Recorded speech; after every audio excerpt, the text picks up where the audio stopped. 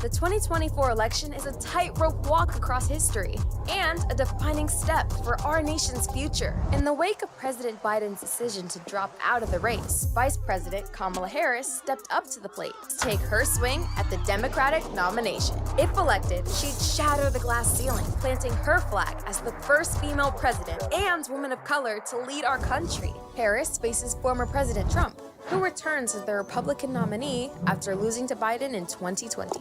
Winning would make him only the second person to serve two separate presidential terms, a feat last achieved by Grover Cleveland in the 1800s. Cleveland was the president who unveiled the Statue of Liberty back in 1886. In this election, 41 million Gen Zers will take their first plunge on the election roller coaster. And Gen Alpha is ready for their first ride to the voting booth in 2028. Current polls show the candidates neck and neck. This election is one of the closest in history. Both sides agree that we're at a crossroads for our country. So join us as we hear from real kids all across the country about what's important to them and what they want from our next president. If we stop focusing on the lines between us, we might just discover maybe we have more in common than we think. What's up, everyone? Welcome to Kids Pick the President 2024. I'm Mia Burleson, and this is my dad, Nate. We're here to talk about the election and who you would choose for president. 2024 is shaping up to be a historic election, with Vice President Kamala Harris facing off against former President Donald Trump.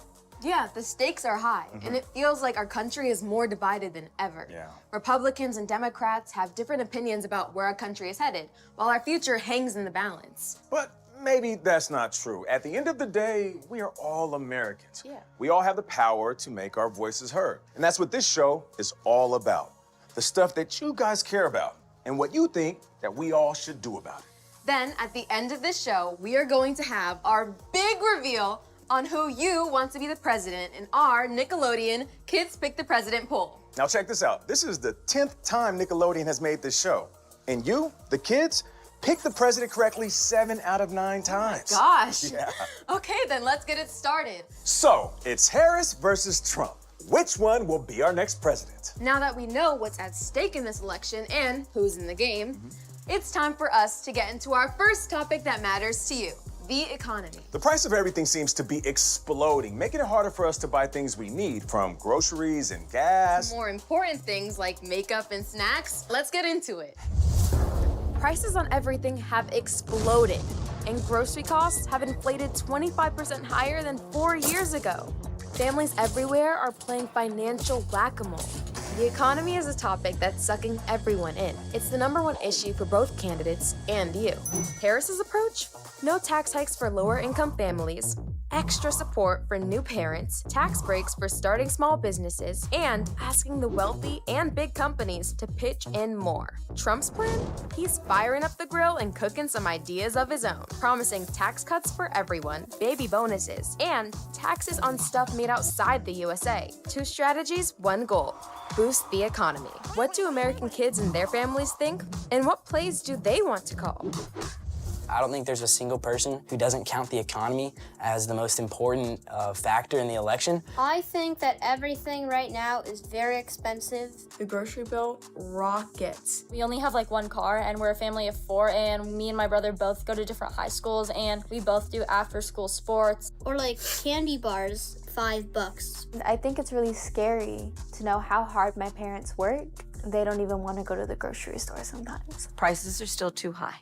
Part of my plan is what we must do to bring down the price of groceries. I want Kamala Harris to be president, and here's why. I imagine and have actually a plan to build what I call an opportunity economy. Kamala wants to make sure that grocery stores aren't unfairly raising their prices. She wants to try and keep things affordable for families. I want my parents to be able to afford the good food that we eat, because then it'll keep me strong and healthy. I will always put the middle class and working families first. I come from the middle class, and I will never forget where I come from. As a young Black woman, I support Kamala.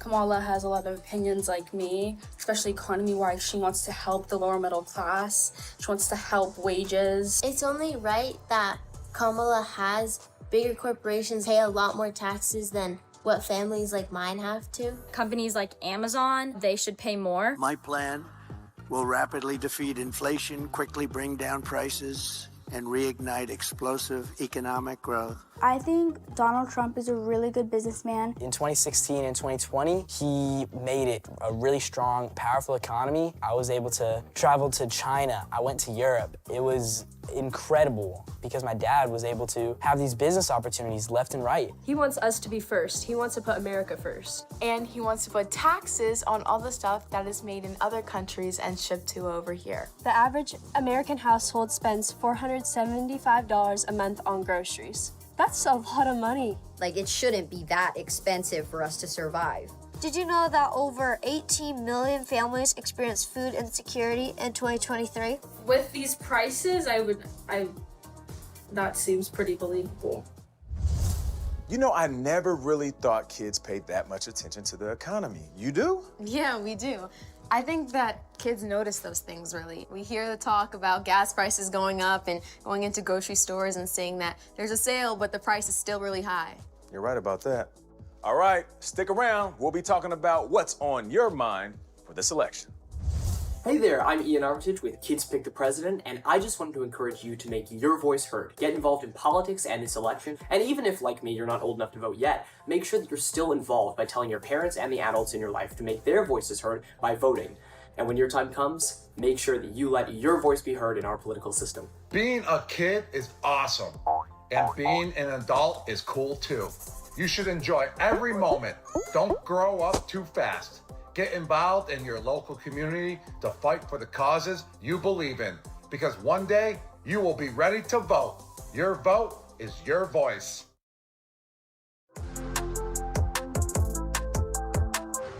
Welcome back to Nickelodeon's Kids Pick the President. We are meeting the candidates and talking to kids all over the country about what is important to them. Okay, Mia, what is up next? Our next topic is school safety. Most of us in America have done a duck and cover or a lockdown drill. So we know what to do if there is a dangerous situation in our schools. It can be a scary thing, but we all live through it. So there's no reason not to talk about it. Yeah, parents want nothing more than to keep their kids safe and happy. And this is one topic that really affects us all. Let's take a look at what's going on in American schools and what you think we need to do to make sure all of us can be safe.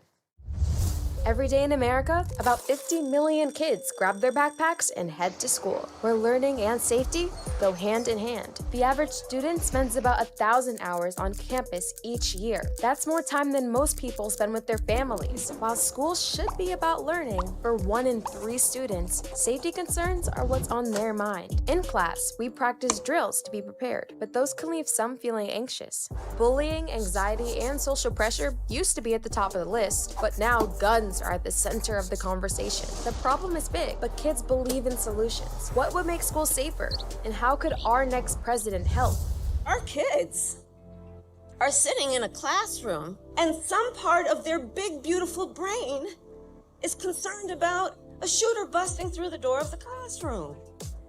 It does not have to be this way. First, we must harden our schools against attack. These include allowing people with a certified training to carry firearms. As of September 5th, 2024, there have been 385 mass shootings across the U.S. so far this year.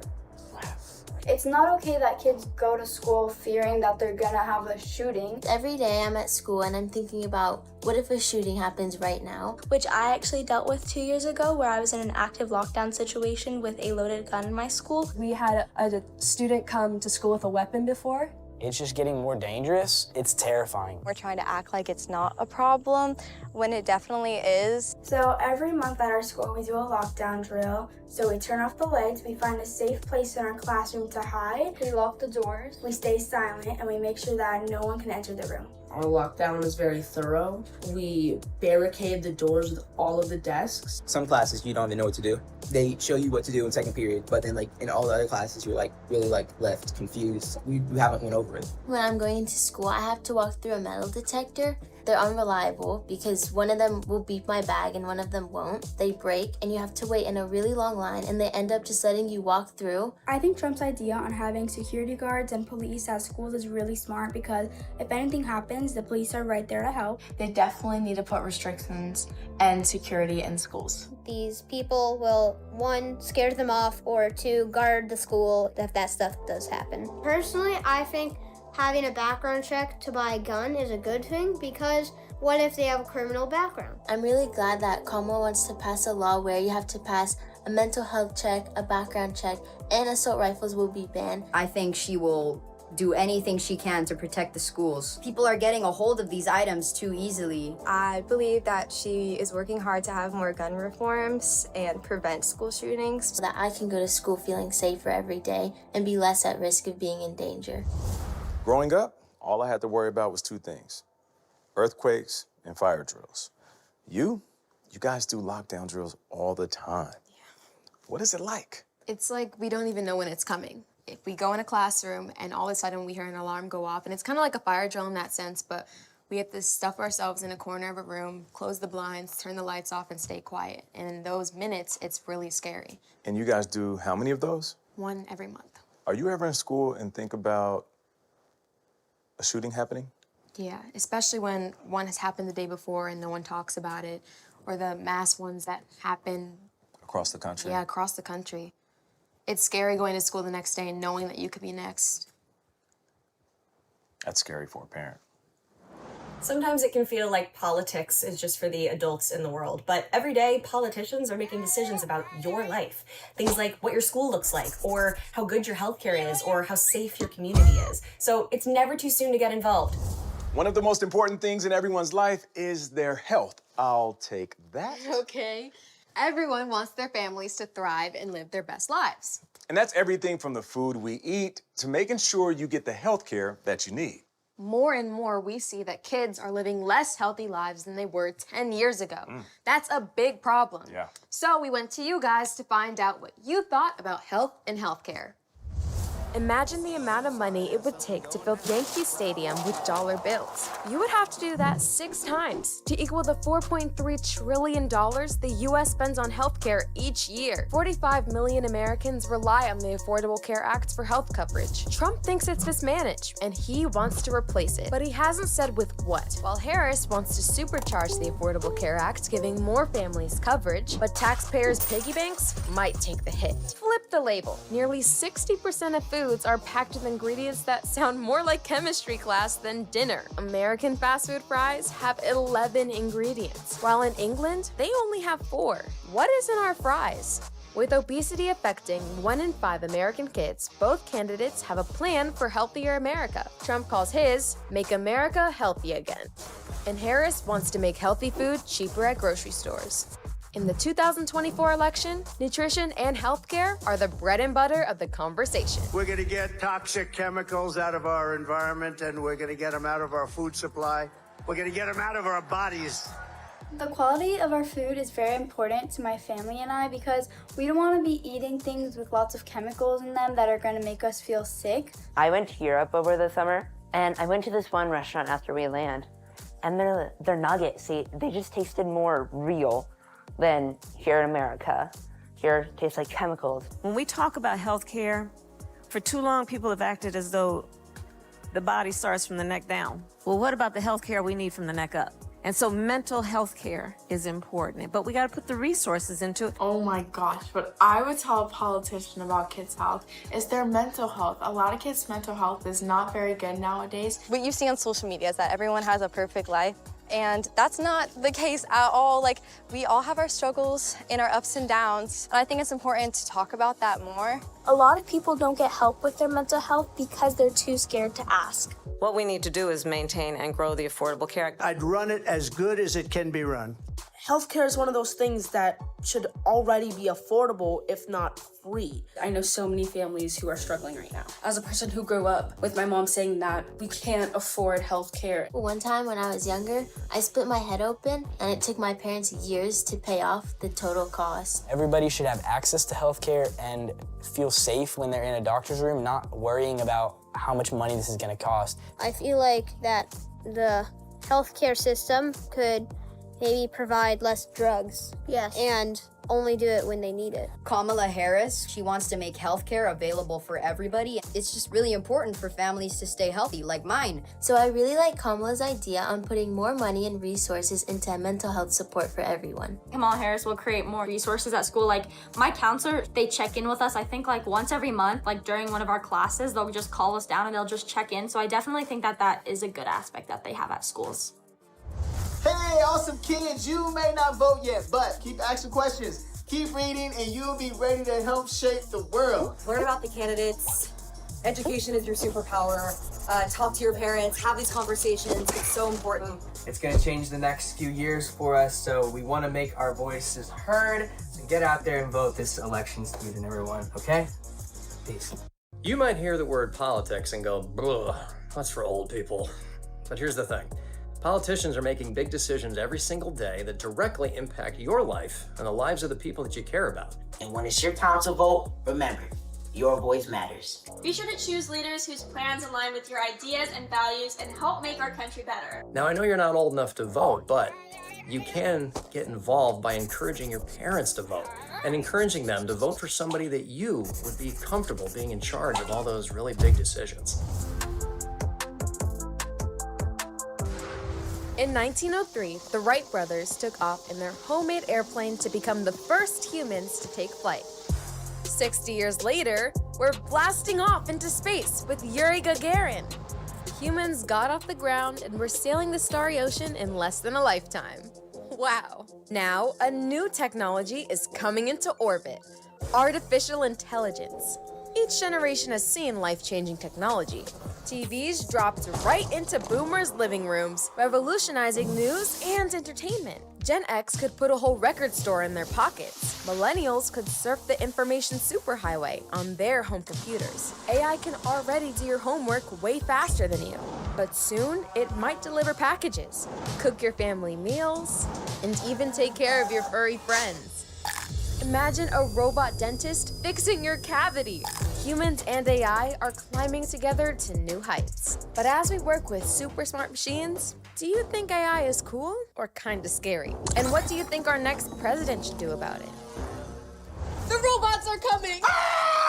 I'm just playing. That's right. This will be the first generation of Americans to grow up in the age of AI, artificial intelligence. Computer programs capable of thinking a lot like a person.